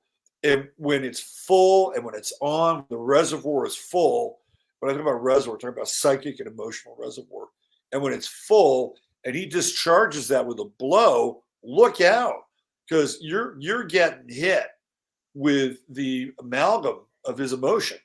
If he does not have a full reservoir, right? If he doesn't have that kind of overflow of psychic and emotional energy, it's not going to be as effective, right? It's just not going to be as so. He's somebody that, to me, Cancer is all about timing. It's a timing sign. Like you got to know like with Cancer, you have to know who you are. You have to know when it's time to act, when it's time to hold back. You have to know when it's time to receive. You have to know when it's time to delegate or activate, right? So, Cancer is one of those signs, know thyself, which is very important. And he's got that new moon, man. He's got that new moon. And again, Jupiter amplifies everything. So he's got, this is, we saw this aspect before with Angel Reese, like this would be the sun, this would have been Jupiter, and this would have been the moon, right? The two sextiles and the trine. Usually it looks like the top of a kite. He's got something. Now, the one thing that he does have in common here with Angel Reese is there's a bit of laziness. He's got that Jupiter sextile to the moon. He's got a bit of laziness. So he has to stay hungry with that Mars in Aries, which is super intense. First degree of the zodiac, right? The beginning of the zodiacal new year. And, if he stayed off of booze, to your point, which is a really great point, and use that Sun Mars square to really sharpen his edge, this guy could be really interesting. I mean, he's already pretty interesting, but he'd be even more interesting. Yeah, man. I think just the Irish could take over the world without the spell of booze that's sort of become associated with them, and it doesn't need to be, right? You think about St. Patrick's Day, and St. Patrick's Day, it's the spring equinox, but sort of the mainstream interpretation of it is this Irish drinking holiday where everybody wears green and gets wasted. That's a total, bastardization of the true spring equinox where there's new life and this great release of energy, I find it interesting that the one holiday that theoretical white people can celebrate is the day where you get shit-faced and make an absolute fool of yourself. Yeah, and I think it's time for that to stop. I think I've had enough of it personally. Like I talk to a lot of people like, yo, I hate St. Patrick's Day. Not because they dislike St. Patrick or anything like that. They just like the color green. No, it's just like you want us all to get wasted during the day. Like, let's just not, Right. Look, I agree with you. I totally agree with you. Yeah. I think the Irish are really interesting people, and yeah, you go back into some of the very early stories of Ireland, and who literally set up Ireland, and how the Irish are one supposedly one of the real 12 tribes, or started the 12 tribes, right, coming out of Ireland and going around the world and teaching language and culture, and they were the great seamen, Hmm. long time ago. So yeah, well, Conor McGregor, drop the booze, buddy. Yeah. Um, that's a great point. Nice transmission there, Al. Do we want to talk about Popovich, the bitch? Gregg Popovich? Let's talk about Papa Bitch, and then I want to sort of transition out of that and talk about the upcoming Eagles 49ers game on Okay. Sunday, and Interesting. the coaching differences between Kyle Shanahan and Nick Sirianni, Okay. and how they relate to astrology. Nice. All One right. thing I want to get in at the end is just this quick little AI thing, because it's Okay. funny and it's just really just sort of enlightening to people, because a lot of people get doom and gloom over AI. What I'm going to show you is going to kind of make you see that machines can be folly, and it's not anything to fret over, because AI is, you know, it's fallible just like anything else, any other machine. Did you want to talk about Josh Dobbs at all before we do? I know he's playing tonight, but I just, I've been thinking about Josh Dobbs. I did put a position on Josh Dobbs. When I see this thing, dude, I just think about narrative, right? So he's got the cancer survivor narrative. He's got the multiracial narrative. He's got the space travel narrative. That's a lot of narrative That's a for an lot of NFL narrative. quarterback. The NFL would Yeah. love that narrative, right? And Yeah.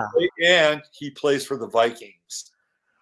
Right. And that's sort of a Nordic war tribe Right. logo Oh, that look at this guy. Oh, guess what? 23andMe has found that Josh Dobbs actually has Nordic genes. In fact, Josh Dobbs' ancestors were Vikings. I mean, when I think of Viking, I think of a guy like Josh Dobbs, Absolutely. When I think Viking, it's Josh Dobbs all the way. with that Um, spacesuit. yeah, dude, he's just such an odd. He's an Aquarian too. He looks like an Aquarian. Apparently he's really smart. I Not mean, not that's what they keep telling us. yeah. Apparently he's very smart. All right, I just wanted to bring that up. What's this? I wonder what the score is. Should we find the score? It's 3-3 Wow, right what now. a I barn! just Googled it. Jesus, another great NFL game. Dude, the scoring is, I don't know. Maybe it's just me because I've been watching the Patriots and the Jets, but like every game's like between like 10 and 20 points. Not every game, but it's like, the offense hasn't been as pronounced as it was in the past. Am I wrong about this, or am I just watching shitty teams? Scoring has gone down Okay. every single year Wow. for the last 4 or 5 years. Now the NFL is becoming unwatchable. Dude, it's tough to watch between the commercials, which are just reek of agenda, and the game itself. It's tough, Right? Yeah. Let's abuse your customer base. Right. It's ridiculous. Yeah. Let me see if I can get Papa Bitch up here. Yeah, I saw this clip and I immediately wrote it down in my notes for the show. And the word that came to my mind is sanctimonious. Like, what a He's sanctimonious fool. the worst. Yeah, and he's kind of always been like this, but there's a lot of NBA coaches that are like this. He's in a league of his own. Oh, is he? Okay. He and Steve Kerr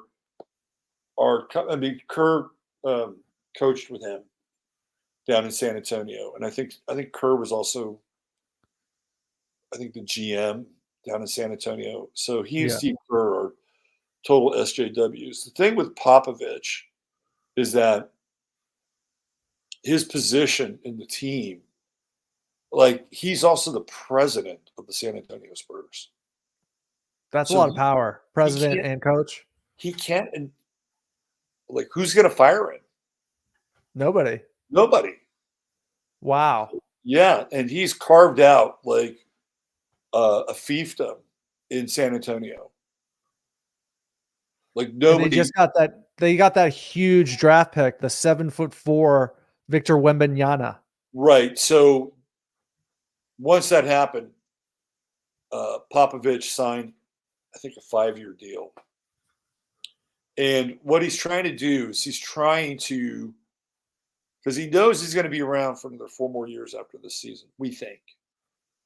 So he's trying to tank and grab some kind of transcendent college talent that he could add to Wembanyama. Like, he's trying to recreate the sort of the Tim Duncan, David Robinson period of the Spurs.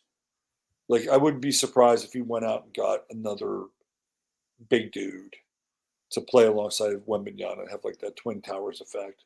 Mm-hmm. But he is a sanctimonious son of a bitch. So what people don't, let me put this up here. If you don't follow the NBA, then you would not be aware that in this moment, Gregg Popovich has grabbed the microphone. Like, how many coaches? First of all, he's the president of the fucking team.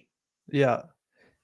And Kawhi Leonard is shooting free throws while he grabs the microphone, right? So for people need to be caught up to speed. Kawhi Leonard used to play for the San Antonio Spurs. They won a championship with Kawhi Leonard. And Kawhi Leonard theoretically got hurt. And it was this thing with his calf, like a deeply bruised quad or something. Kawhi Leonard sat out a whole season. And he was walking around and people think, oh, he's not that injured. He's not that injured. And it became a problem because they needed him. Kawhi Leonard is an amazing player. And Popovich had 2 guys on his team, Tony Parker and Manu Ginobili. And they went back to the Tim Duncan days and were, big parts of the San Antonio legacy. So both Ginobili and Parker went to Kawhi Leonard and basically said, hey, come on, we need you. We all get hurt, right? And Kawhi Leonard thought it was insulting that these guys were doing that. And there are people who question why they did that. Did Popovich put them up to it? Because they were Pop's guys. Right. Right. So eventually Kawhi never plays another game for the Spurs. He's sitting out part of another season. And Popovich trades him to the Toronto Raptors for DeMar DeRozan and Jacob Podol, or whatever his name is. And so then Kawhi plays for the Raptors, and they win a championship with Kawhi. So the fans of San Antonio don't like Kawhi Leonard because he bailed on them. Right. And Kawhi, I don't think, had been back to play for a while. He plays with the Clippers now. And it was late in the game, and Kawhi was shooting free throws, and the arena erupted in a chorus of boos, which is what fans do, right? They pay their ticket, and that ticket, within reason, allows them to express themselves. And Gregg Popovich got on the microphone and told the fans to stop booing. Now, this is a guy who, during Black Lives Matter, scolded white people for having privilege. What I found interesting at that time is that I looked up his coaching staff. He only had one black coach on his coaching staff. And it was Ime Udoka, the guy who wanted coaching for the Celtics. He had Becky, what's her name? Becky Hammon. She's a basketball player at WNBA, and Becky Hammond. And she was being groomed to become a professional coach. So she was on his staff. I guess that kind of counted, although she was white. She was a woman. And then he had this guy at Tor, I forget his last name. He was one of the more well-known coaches in Italian basketball. So I guess he had a bit of an eclectic staff, but clearly he only had one black coach. which was Ime Udoka. So he's telling everybody about white privilege and just scolding people during this whole BLM thing. It's like, yeah, I just Right. noticed your staff. You only got one brother on your staff. Like, don't you think theoretically you should have more? Like, what's the percentage of black players in the NBA? Probably about 90%. Shouldn't your coaching staff reflect that? Shouldn't your coaching staff have 90% black coaches? Maybe a Becky Hammond on there? No, that wasn't the case. Yeah. So Popovich will do that. Whenever somebody gets shot, like in a school or something, he's on the microphone. He and Steve Kerr are basically calling for the confiscation of guns, right? And he has a reputation with the local beat writers are terrified of him. Really? Absolutely terrified. They'll ask him a question, and he'll look at them and he'll belittle them. He'll make them feel really, really small. Like that's a Popovich move, right? So he kind of has carved out this niche of being a social justice bully. Not even a warrior, a social justice bully. And one time I was just bored. So I found out where he lived, right? And I looked up his place on Google Earth. This guy's got a fucking 20,000 foot mansion in San Diego. I said, whoa, that's a lot of privilege there, Gregg. That's maybe you want to downsize some of that privilege, right? But the one thing I will say about Popovich is that he is known for being extremely generous, right? Like he leaves like outrageous tips at restaurants and stuff. So I'll give him that. Wow, cool. I'll give Popovich that. Yeah. But he's an Aquarian, and he is a full-on fucking Aquarian. Like when you look at Aquarius, you would get extreme versions of Aquarius. I think it's going to be really interesting when Pluto hits his moon, which is coming up. And I think it was last year, close to the beginning of the ingress, where he lost his wife due to cancer. I think it was last year. I thought he was done. I think it was either last year or the year before that. I thought when his wife had cancer, I thought he was done. But he's still hanging in there. And he's got this balsamic moon. So the balsamic moon, Al, for your edification, is when the moon is in this position. It's not a new moon. So it's gotten, it was full and juicy here, right, in Leo. By the time it comes all the way to the other side, that juice has become vinegar. So it's balsamic, like it's kind of overripe, right? So people with balsamic moons have to learn letting go. You have to let go. He's got his balsamic moon in Aquarius, fixed sign. This guy doesn't let go. Right? This is one of the reasons why he's still coaching. He's no spring chicken. He's born in 1949. So he's actually a rat, because get 2 more days and he's an ox, right? So he's just the last couple of days of the year of the rat Chinese. But here we've got this Mars-Mercury conjunction. This is really what we're talking about. This is the grabbing of the mic, right? The grabbing of the mic is the Mars-Mercury conjunction. And Mercury's retrograde. What is he doing? He's telling people not to boo for somebody who used to play in the team, doesn't play there anymore, and has returned to San Antonio. Right. And he went on a little further. He's like, don't boo. That's not who we are. Right. It's like, who the fuck said, what is your standard? Right. And he does it because he's the president of the team. When you look at the ownership group of the San Antonio Spurs, it's really weird. It's owned by this woman who got the team because I think she wound up divorcing her husband. It's sort of like, what's her name? Benson from New Orleans, who owns the Saints because Tom Benson, her husband, died. Now she owns the team. I think this is similar, except she divorced this woman who owns the Spurs, divorced her. She got the team. She wrested control of the team. And so I think Popovich has taken advantage of that. And so Wow. there's no strong leadership group at a corporate level. So I could actually see Gregg Popovich owning the Spurs at some point. Like I could see that happening. He kind of owns them already. He's kind of a de facto owner in a lot of ways. And he's been there since the Tim Duncan, David Robinson days. Yeah, absolutely. Wow, that's a long time, man. The weird thing about Gregg Popovich is he's got this military background. And for a while, he wanted to be, I think, in the FBI or CIA or something like that. Like he's got this other weird side of him. It's like, wow, you were that guy? And now you're this guy? I mean, we can all change, obviously.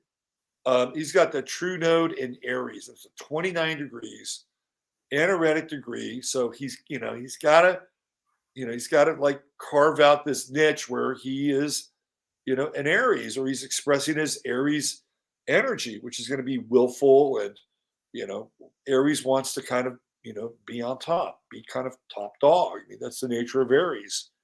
It doesn't like to submit to, other signs. Right. So, yeah. So this is the key to his chart, this Mercury-Mars conjunction. And, this is the bully, right? This is exactly what I'm talking about. And Gregg's a smart guy. He's got a Mercury trine Uranus. He's no dummy. Like he's clearly one of the best basketball coaches of all time because he's instituted different offenses. I mean, I'll give the guy his flowers as a coach, but he's still a fucking bully and he's a bitch. He's Gregg Popovich. Right? Stay the fuck out of the game. Let fans express themselves. Mm-hmm. And what do you think is going on with this guy? Do you think he's going, oh man, yeah, I really love this man? He's seen him act like this before, and he's tired of it. Well, is it that, or is he showing admiration for Popovich? What do you think? I think he's tired of it. I think he's tired of what he's seen. I don't like. Yeah, he's got that look on his face, like, yeah, I'm kind of over this. Yeah, he's like, are you doing this again, Gregg? Have actually done that. Told the fans to stop booing. I've never seen anything like that in my life, at any level. Great, it's bizarre. All right, so do you want to talk about your thing? Do you want me to get into? Yeah, real quick, just because this is funny and enlightening. So over the weekend, after the college football Friday and Saturday, I'm just Googling the rankings. Okay. And I come across this article, which it's actually at the bottom here, si.com/fannation, blah, blah, blah. And then, a couple hours before the show, I'm looking at this other stuff about Sports Illustrated. They came out with all these AI generated articles and they're like embarrassed about it because they're trash. And so I realized, and I thought this as soon as I read this article over the weekend, I'm like, this is fucking ridiculous. And I'm going to pull up this article. This is trash. This is AI. Like, this is a nonsensical article. This is nonsensical rankings. And I'm thinking to myself on Sunday, like, this is AI. This is bullshit. Now it's coming out like they're like totally, Sports Illustrated's totally embarrassed about these articles. So if you click on the bottom link here, it'll show the article I read over the weekend, or just kind of glance through. And it's going to show the college football rankings. And the article claims that these are ESPN's rankings, which is not true. And then we're going to see some of the most nonsensical rankings you've ever seen in your life. Anybody who's vaguely familiar with college football right now is going to look at these rankings and like, you're going to be like this. You're going to be like how I was on Sunday. You're going to be like, what the fuck? Who did this? So the moral of the story is kind of that AI, it's really not all that it's cracked up to be. It's like any machine, any computer, it has kinks. It's not perfect. You know what I mean? And if I sent it to you in the chat, or do you want me to pull up on my screen? Oh, here we go. So this is what I was looking at Sunday, right? And if we scroll down, it'll take a little bit just to get to the meat and potatoes here. Okay, whatever. They've Utah 25. Who cares? Go down 24. Okay, Miami, whatever. I'm like, okay, whatever. 23 Arizona. I'm like, wait a second. Okay, keep going. Well, Louisville at 22. Okay, no, that's not accurate. It's a 1-loss or a 2-loss team.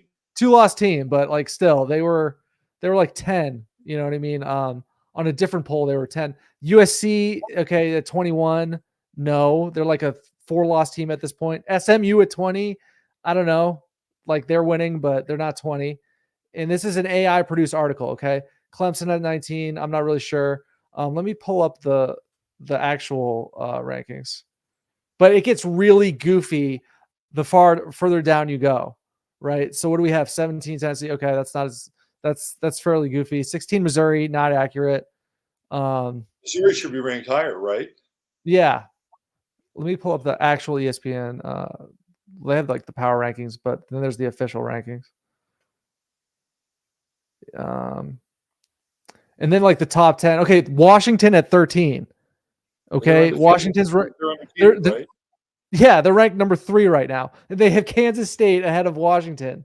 Okay, this is the folly of AI, guys. Notre Dame number 11. What Notre Dame have? How many losses does Notre Dame have? At least 3, if not 4. Yeah, if not 4. So it's like, okay, you have Notre Dame ahead of undefeated Washington. What fucking algorithm is this? Right? It's got to be based off some sort of media algorithm, right?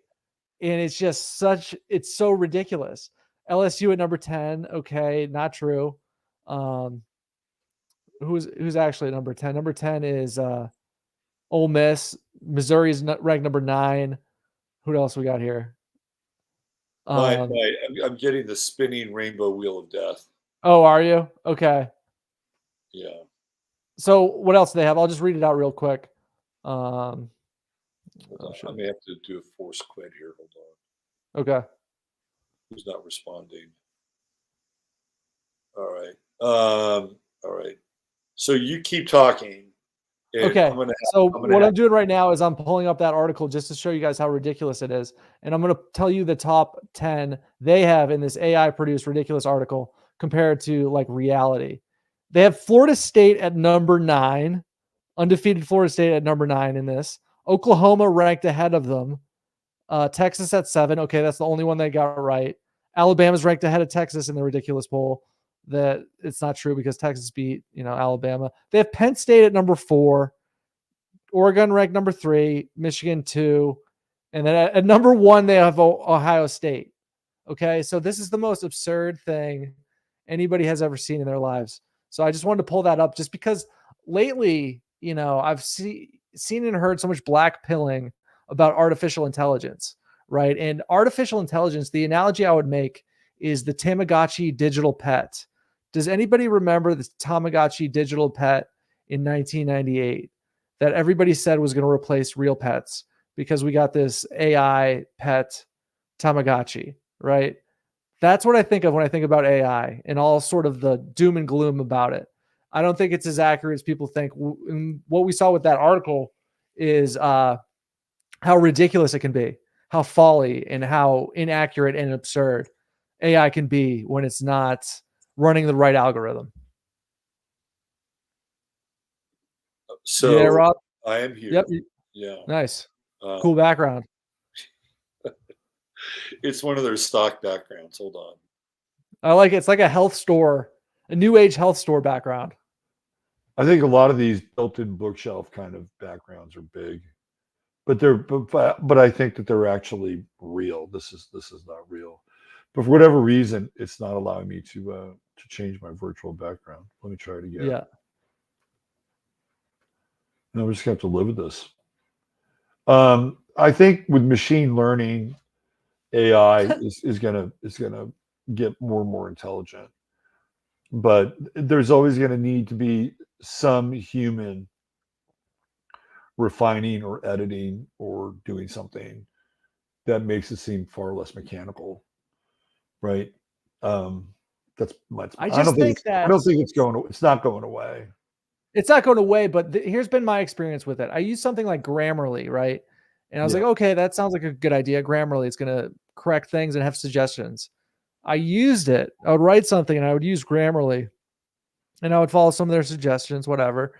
And then I would go back and read the corrected version.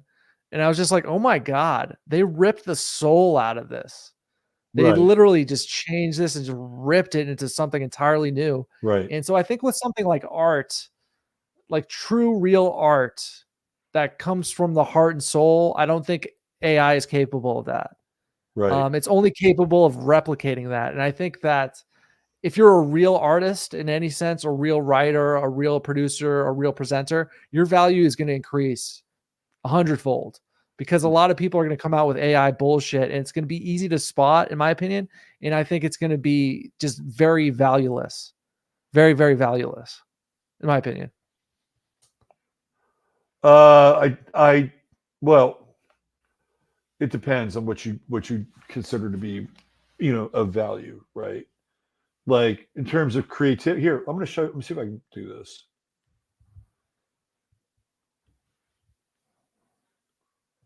I'm going to bring this up on the screen.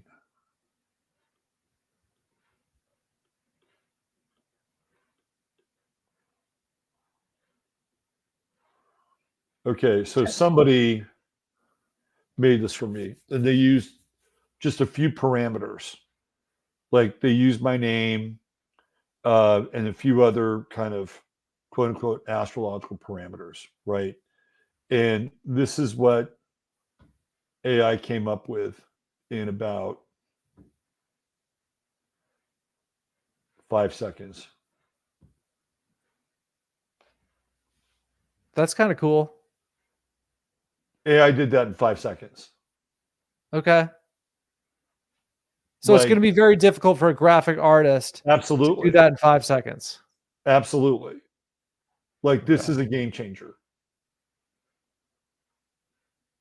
And not only that, but there were 4 alternate images that it spit out also within the span of about 15 seconds. So it wasn't just one. So I don't think it's going away. It's not going away, but I think that it has its limitations. And I just personally, I don't get doom and gloom over it. You know what I mean? Yeah. I don't get, look, I may be considered a heretic, but I'm not afraid of AI. Yeah.